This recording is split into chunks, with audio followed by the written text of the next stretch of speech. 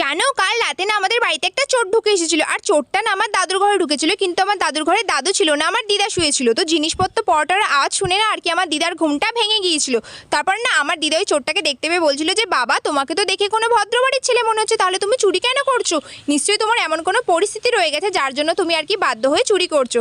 আচ্ছা বাবা ঠিক আছে, ওই যে আলমারিটা দেখতে পাচ্ছ না, ওই আলমারির চাবিটা ওখানে ড্রেসিং টেবিলের ডোয়ারের মধ্যে রাখা আছে, যাও চাবিটা তুমি নিয়ে আর কি আলমারিতে যা যা আছে সব বের করে নিয়ে চলে যাও। কিন্তু তার আগে তুমি আমার একটা প্রশ্নের উত্তর দাও।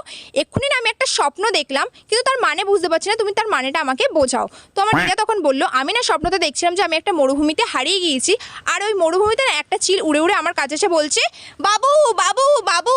তো পাশের ঘরে না আমার বাবা শুয়েছিল, তো আমার বাবা না আমার দিদার সাউন্ড শুনতে পেয়ে আর কি ছুটে আর কি আমার দাদুর ঘরে চলে এসেছিল। তারপরে আমার বাবা আর দাদু মিলে না চোরটাকে ভীষণ মার মেরেছিল। আমি না এখন বুঝতে পারলাম যে আমার দিদা না কতটা বেশি চালাক, আর কিভাবে ছোটবেলায় আর কি আমাকে বোকা বানিয়ে স্কুলে পাঠিয়ে দিত।